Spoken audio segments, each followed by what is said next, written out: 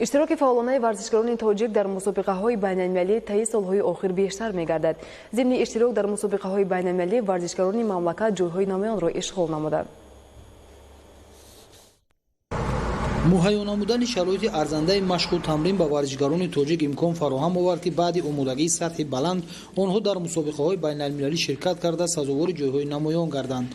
لویق رجب و زمره ورزشکاران موفق و نامداری است که بارها ضمن اشتراک در مسابقه‌های بین‌المللی موقع شایسته را اشغال کرده است.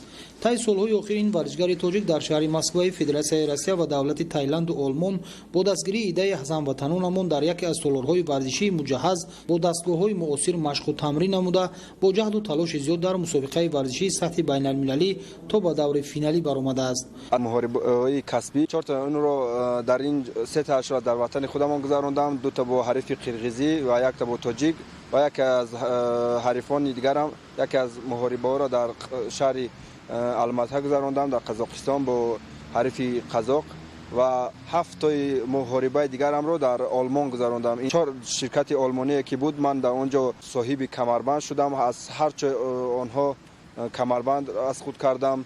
بعداً با 11-0 با شرطنامه با یکی از شرکت‌های آمریکایی بستم.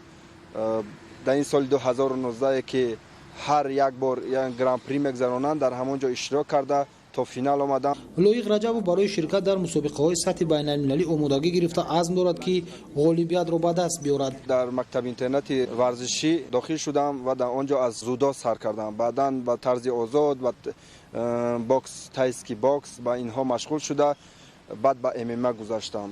در این وقت من در چمپیونات آسیا برآمد کردم، صاحب مدال برنجی شدم و در سال 2015 به پراگ سفر کرده در آنجا در چمپیونات جهان آید به ام ام ا که جای دوم سزاوار دوم شدم. در آلمان اشتراک کرده چمپیون اروپا شدم. آینده میخواهم که پرچم ملت خود را در عرصه بین‌المللی بلند بردارم و معرفی کنم. در دوران صاحب استقلالی مملکت به ورزشکاران میسر گردیده است که در کل کشورهای جهان در مسابقه‌های ورزشی فعالانه اشتراک نموده معرفیگر دولت و ملت خویش باشند. در داخل و خارج کشور ورزشکاران تاجیک از روی نمودهای گوناگون به ورزش جلب کرده با زحمت و تلاش‌های پیوسته موفق و کامیاب می‌گردند.